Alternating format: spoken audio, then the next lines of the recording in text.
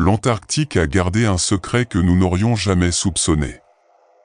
Le continent couvert de glace n'a pas reçu beaucoup d'attention de la part des scientifiques et des archéologues en raison des énormes blocs de glace qui caractérisent la région, ce qui constitue un obstacle aux découvertes. Cependant, il semble que cette même glace ait préservé toute une civilisation avancée pendant des milliers d'années, jusqu'à ce qu'elle soit récemment découverte par les scientifiques.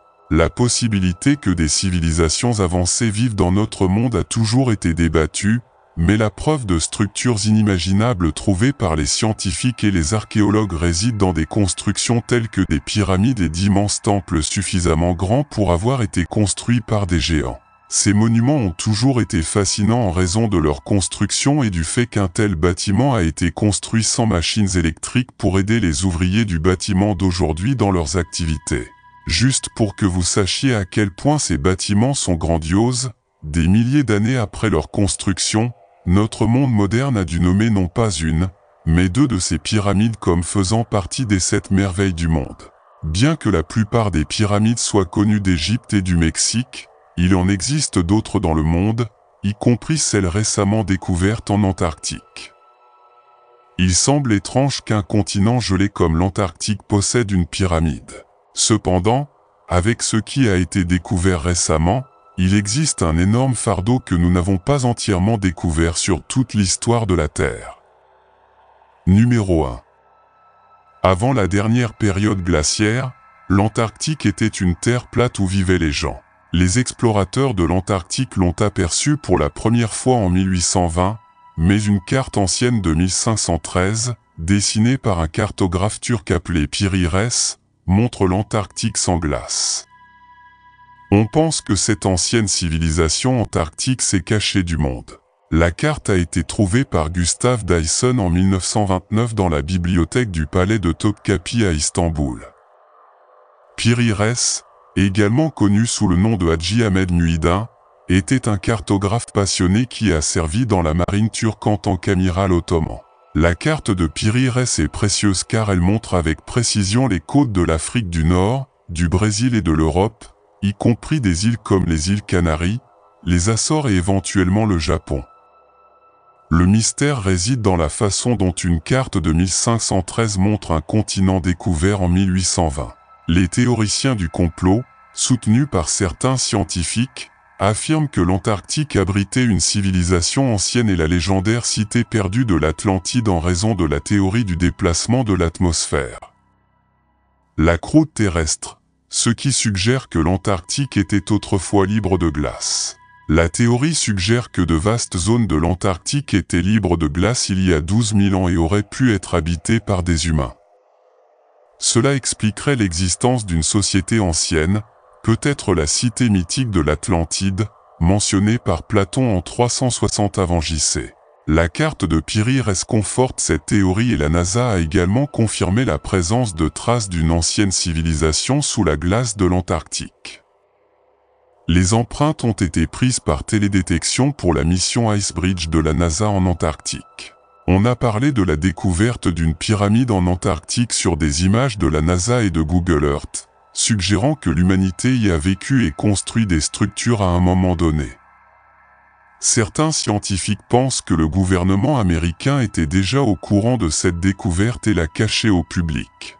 Un archéologue affirme qu'il y a des fouilles archéologiques massives en cours à 3 km sous la glace. Certaines personnes pensent qu'une ancienne civilisation ou même des extraterrestres ont construit la structure, mais d'autres scientifiques suggèrent qu'elle est simplement le résultat de l'érosion d'une montagne escarpée. La montagne pyramidale de l'Antarctique n'est pas une construction artificielle, mais une montagne naturelle en forme de pyramide découverte par l'aviateur Lincoln Ellsworth. Plusieurs experts ont expliqué que cette forme n'est pas unique et que d'autres sommets ont également une forme similaire, bien que moins complète. La montagne est située dans la chaîne du patrimoine, connue pour ses fossiles, et bien qu'elle ne soit pas très haute, sa forme la distingue. Certains scientifiques suggèrent que la forme pyramidale pourrait être le résultat de l'érosion par le gel et le dégel causé par la neige et l'eau qui remplissent les crevasses de la montagne pendant la journée et gèlent la nuit. L'érosion due au gel et au dégel a créé la forme pyramidale de la montagne. Ce processus se produit lorsque la neige ou l'eau remplit les fissures de la montagne pendant la journée, puis gèle et se transforme en glace la nuit. Ce processus se répète plusieurs fois, conduisant à la création de fissures plus grandes qui peuvent éventuellement provoquer la rupture de pans entiers de roches. Maury Pelto, professeur de sciences environnementales, suggère que la montagne sans nom est constituée d'une seule couche de roches qui s'est érodée uniformément sur 3 de ses côtés. Le côté est, cependant, s'élève encore plus haut et l'érosion n'était probablement pas aussi égale. Même si certains médias affirment que la montagne a été découverte récemment, cela est peu probable. En Antarctique, il existe une base de recherche pour les climatologues et de là, vous pouvez voir la montagne pyramidale. Cependant, cela soulève la question de savoir s'il existe d'autres structures construites par d'anciennes civilisations avancées. Il est fait mention d'un temple néolithique en Turquie appelé Göbekli Tepe, qui présente une architecture géométrique complexe et est plus ancien que Stonehenge. Ce temple est important car il a été construit par des chasseurs-cueilleurs et constitue l'une des découvertes les plus significatives de la recherche néolithique. Le bâtiment est très technique et ancien, ce qui le rend intrigant pour les archéologues.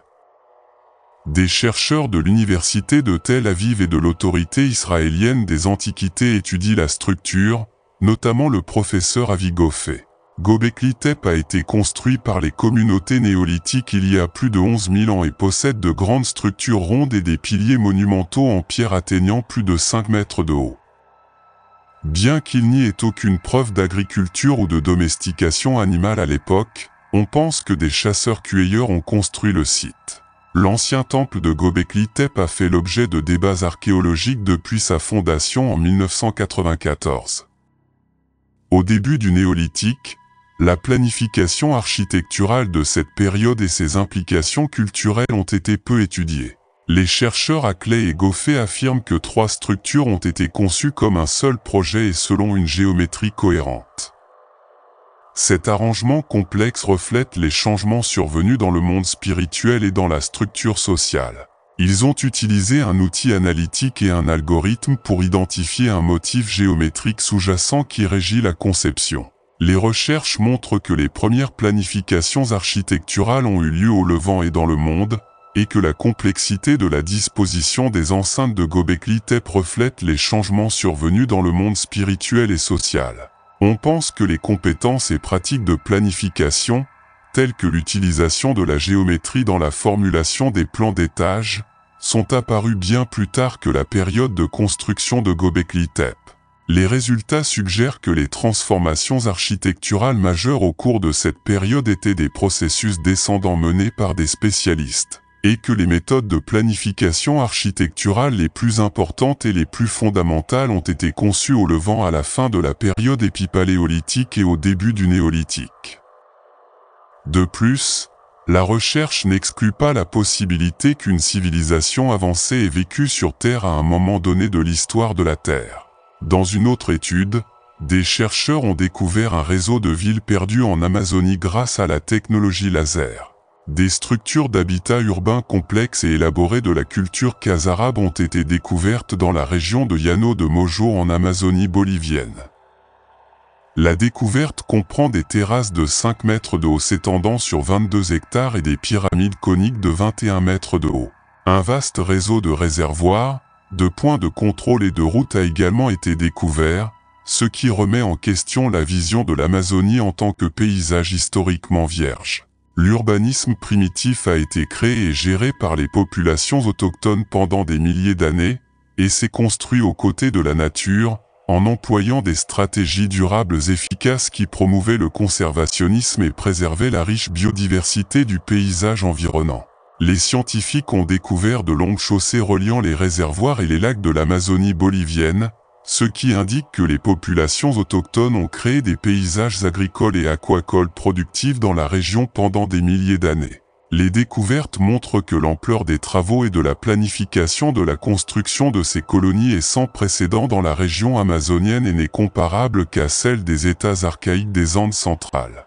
Les chercheurs affirment que ces résultats fournissent la preuve de stratégies durables et d'un patrimoine culturel et écologique jusqu'alors inconnu dans la région.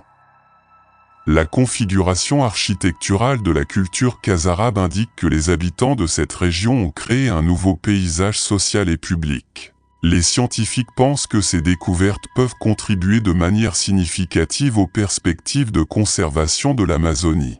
La construction d'une architecture civique cérémonielle, d'infrastructures de gestion de l'eau et l'étendue spatiale de la dispersion des colonies se comparent favorablement à celle des cultures andines et vont bien au-delà de ces colonies sophistiquées et interconnectées du sud de l'Amazonie. Numéro 2. Les baleines et leur façon de dormir. Imaginez que votre corps ait besoin de vous rappeler de respirer pendant que vous dormez. Cela semble gênant, non? Eh bien, c'est exactement ce que vivent les baleines. Parfois, les plongeurs croisent un groupe de baleines flottant au milieu de l'océan, la tête haute. Cela peut paraître étrange, mais c'est pour eux une nécessité. Contrairement aux humains, les baleines ont besoin de remonter à la surface pour respirer consciemment.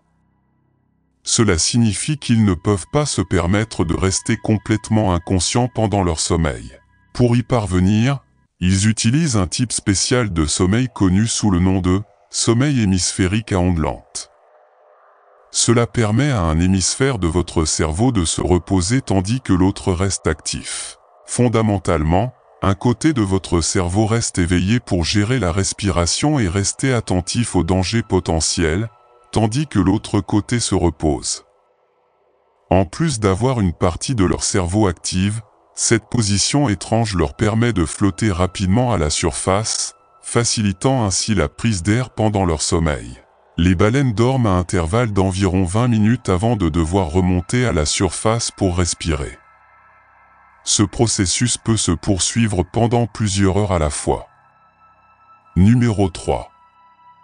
En 2020, des plongeurs effectuaient une mission de routine pour nettoyer des filets fantômes ou des filets de pêche abandonnés au fond de la mer Baltique. Ces filets oubliés constituent une menace pour la vie marine, leur nettoyage est donc indispensable.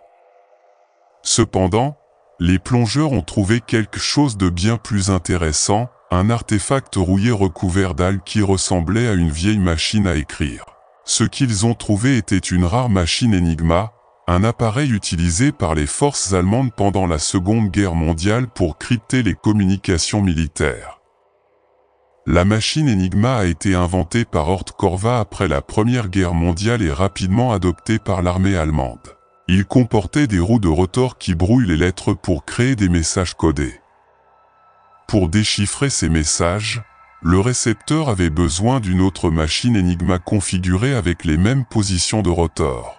Ce système complexe permettait aux forces allemandes de transmettre des informations secrètes en toute impunité, jusqu'à ce que le cryptographe britannique Alan Turing parvienne à déchiffrer le code. Cette machine Enigma spécifique trouvée par les plongeurs avait 3 rotors, ce qui suggère qu'elle était utilisée sur un navire de guerre allemand plutôt que sur un sous-marin, qui transportait généralement des modèles à 4 rotors. Cet engin fut probablement jeté par-dessus bord en mai 1945, lorsque les forces allemandes coulèrent leurs navires pour éviter qu'ils ne soient capturés par les Alliés. Cette découverte est unique, car seule une poignée de ces machines ont survécu à ce jour. Après sa découverte, la machine Enigma a été confiée au musée archéologique d'Esvig pour conservation et études. Numéro 4. Le navire a coulé en 1917. Au plus fort de la Première Guerre mondiale, le cargo suédois SS Kilo transportait une précieuse cargaison de cognac français et de liqueurs bénédictines destinées à l'aristocratie russe. Cette luxueuse cargaison était en route vers le tsar Nicolas II lorsqu'un sous-marin allemand a intercepté et coulé le Kilo dans la mer Baltique. Le navire a coulé à une profondeur de 77 mètres et est resté intact pendant plus d'un siècle grâce aux eaux froides qui ont préservé à la fois le navire et sa précieuse cargaison. Il faudra attendre 2019 pour que le navire soit redécouvert par l'équipe d'Oceanx, dirigée par Peter Lamberg et Denis Asberg, qui partent à la recherche de ce trésor historique. Malgré la profondeur, l'équipe a accompli l'impossible et a sauvé 900 bouteilles d'alcool vieilles d'un siècle, conservées dans les eaux froides de l'océan depuis la Première Guerre mondiale. Chaque bouteille raconte l'histoire d'une époque révolue et comprenait 50 caisses de cognac de Markman & Company et 15 caisses de liqueur bénédictine. Malgré leur âge, le contenu des bouteilles était probablement encore buvable, même si peu de gens oseraient l'essayer. La valeur totale des bouteilles récupérées a été estimée à plus d'1 million de dollars, bien que le prix exact qu'elles ont obtenu aux enchères n'ait jamais été révélé. Numéro 5. Le plongeur Yosuke Tanaka et sa femme ont accueilli l'année avec une expérience impressionnante et unique en plongeant dans la ville de Toyoka, préfecture de Hyōgo, au Japon, par une froide journée de janvier.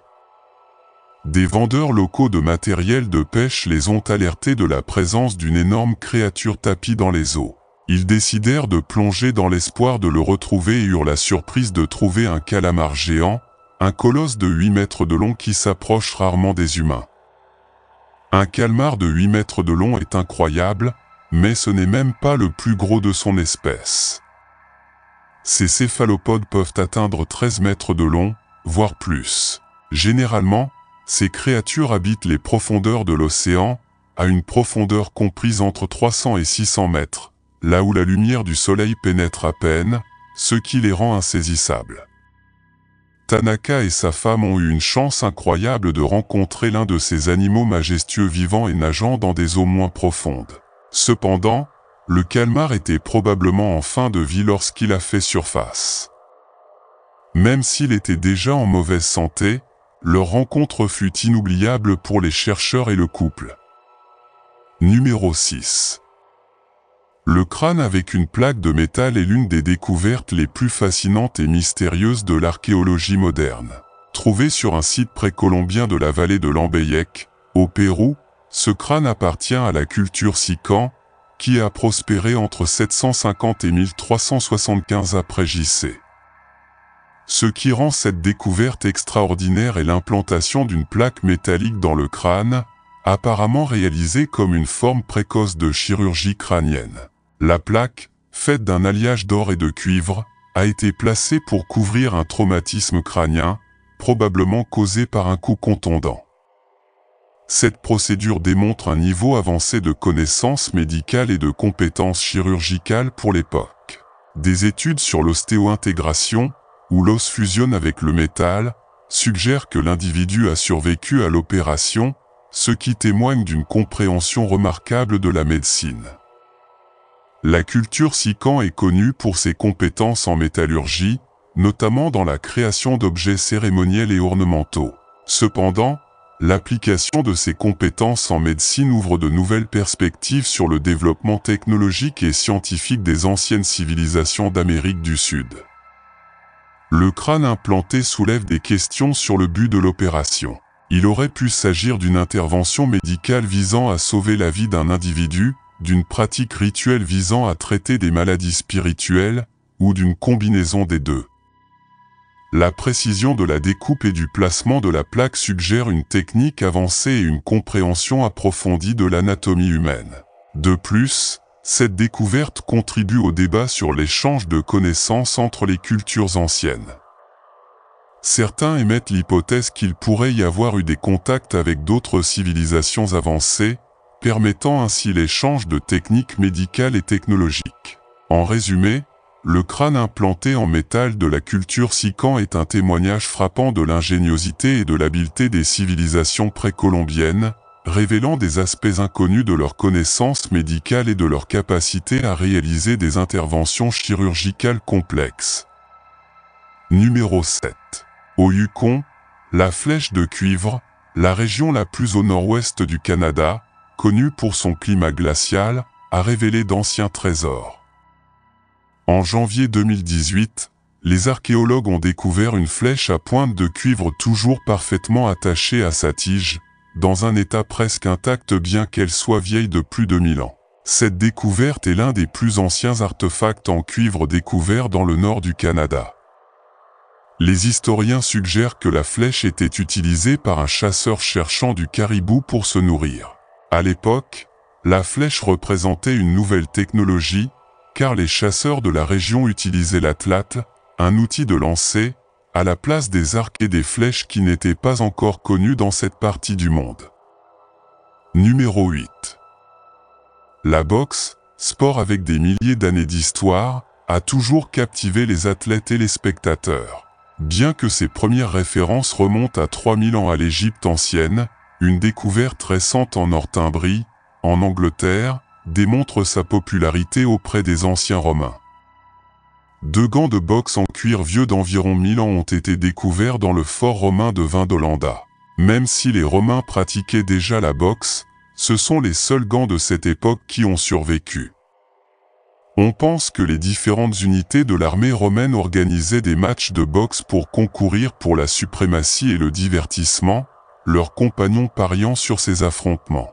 Les gants trouvés étaient visiblement usés et raccommodés, ce qui indique que leurs propriétaires les appréciaient beaucoup et ne les jetaient que lorsqu'ils ne pouvaient plus être réparés. Numéro 9.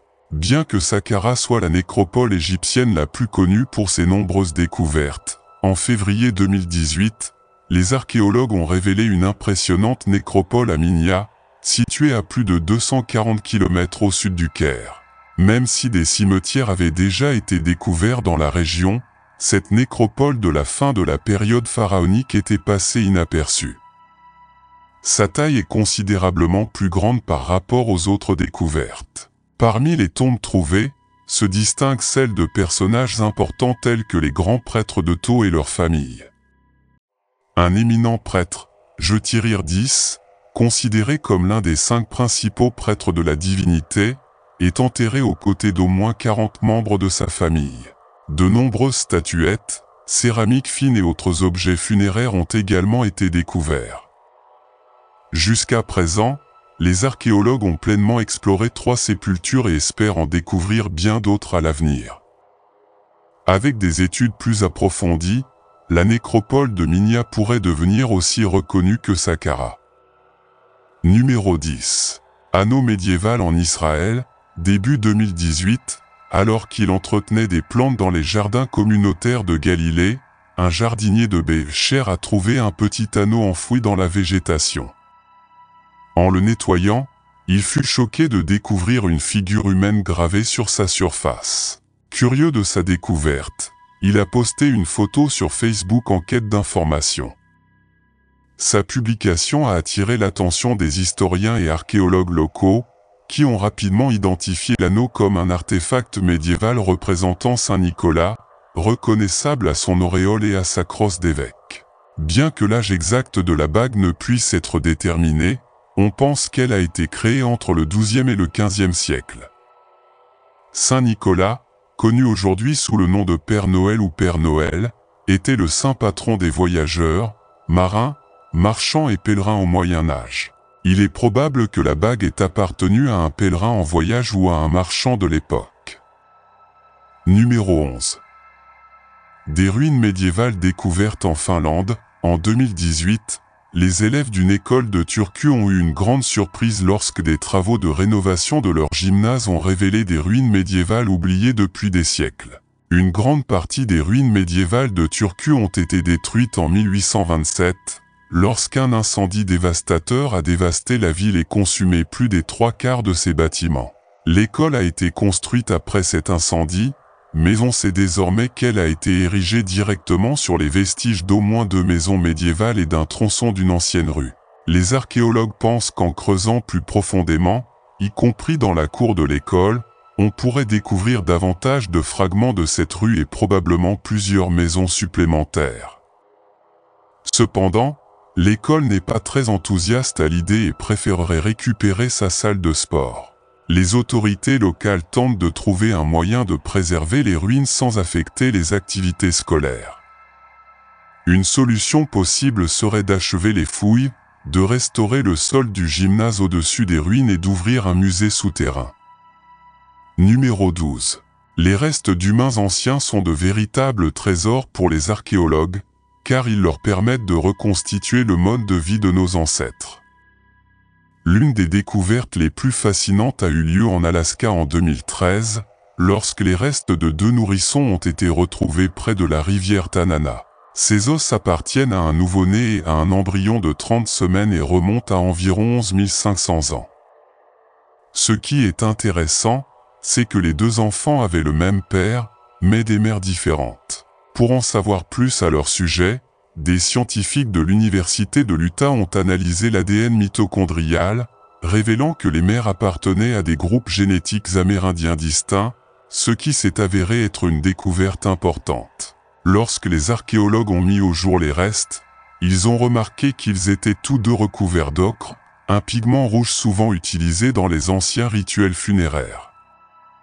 Cela suggère que même à cette époque, les gens avaient des croyances importantes sur la vie et la mort. Ils ont organisé une cérémonie funéraire pour ces petits, démontrant que les anciens humains comprenaient également l'importance d'honorer ceux qui étaient morts. Bien que la découverte soit modeste, elle révèle de grandes histoires sur la façon dont nos ancêtres considéraient la vie et l'au-delà. Avant de continuer, une curieuse image est récemment apparue. La photo montre ce qui semble être une figure humanoïde quelque part en Alaska. Certains estiment que cela pourrait être lié à des personnes disparues il y a des années, tandis que d'autres restent sceptiques. Numéro 13. En Alaska, aux États-Unis, le pigargue à tête blanche règne en tant qu'oiseau national, apparaissant fièrement sur tout, de l'emblème national au sceau présidentiel et aux billets de banque. Ne vous attendez cependant pas à voir ces oiseaux majestueux se promener dans le parc tels des pigeons, à moins que vous ne soyez dans un coin bien particulier de l'Alaska. Bienvenue en Alaska, une petite ville du sud-ouest de l'Alaska qui compte environ 4700 habitants et, fait intéressant, qui compte plus de pigargues à tête blanche que quiconque ne le souhaiterait. Au premier abord, vivre avec ces créatures imposantes peut paraître formidable, mais la réalité est moins magique. Les aigles, qui sont énormes et volontaires, ne sont pas vraiment ravis de partager l'espace avec nous et ils le démontrent en fondant sur quiconque s'approche trop près de leur nid. Comme il y a peu d'arbres dans la région, les aigles ont improvisé et construisent leur nid dans n'importe quelle structure de la ville qu'ils trouvent. Chaque année, une dizaine d'habitants malchanceux découvrent de près les serres d'un aigle, ce qui fait désormais partie de la vie en Alaska, où ils apprennent rapidement à lever fréquemment les yeux. Depuis 1940, ces oiseaux sont sous la protection de l'État, les habitants doivent donc accepter leurs voisins au bec pointu, que cela leur plaise ou non. Les aigles ne ciblent pas uniquement les personnes. Ces oiseaux ont également découvert que les bateaux de pêche locaux sont comme des buffets flottants. Les pêcheurs passent une grande partie de leur temps à effrayer les aigles avant de prendre leur prise du jour. Et lorsqu'ils ne traînent pas autour des bateaux, ils aiment passer du temps à la décharge municipale, fouillant les déchets comme des ratons laveurs à plumes. Bizarrement, son endroit préféré est la poste. Personne ne sait pourquoi, mais si vous récupérez du courrier en Alaska, vous feriez mieux de faire attention. Malgré les désagréments constants, les citadins essaient de respecter leurs voisins aux yeux perçants. Finalement, ils n'ont pas choisi de vivre avec les aigles, c'est la vie de l'aigle qui les a choisis. Numéro 14. L'océan ne cesse de nous étonner, l'océan nous fascine toujours avec d'étranges créatures, et les scientifiques découvrent constamment de nouvelles espèces qui nous font nous demander comment cela peut être réel. L'une des découvertes les plus insolites a eu lieu le 15 juillet 2023, lors d'une expédition sous-marine dans l'océan Pacifique. En explorant à une profondeur de 7100 mètres, si profonde que le simple fait de l'imaginer évoque une pression, le navire de recherche Okeano Explorer a rencontré un calmar vraiment particulier. L'équipe a été tellement émerveillée qu'elle a partagé une vidéo sur la chaîne YouTube de la National Oceanic and Atmospheric Administration, NOAA. Le calmar est presque entièrement transparent et possède sur la tête des tentacules qui forment une sorte de crête, lui donnant une apparence similaire à celle d'un perroquet, plus précisément d'un kakatoès. De plus, il a d'immenses yeux rouges, comme un monstre marin tout droit sorti d'un film de science-fiction. Cette étrange nouvelle espèce a été nommée Tonus boru, et jusqu'à présent, on sait que son manteau, ou corps principal, peut atteindre 60 cm, environ 2 pieds, de long. Le plus surprenant est que ces calamars ne nagent pas seuls, ils flottent simplement et se laissent porter par les courants océaniques, comme s'ils effectuaient une promenade décontractée. Depuis leur découverte, les scientifiques explorent de plus grandes profondeurs autour des îles Mariannes pour en savoir plus sur ces curieux calmars.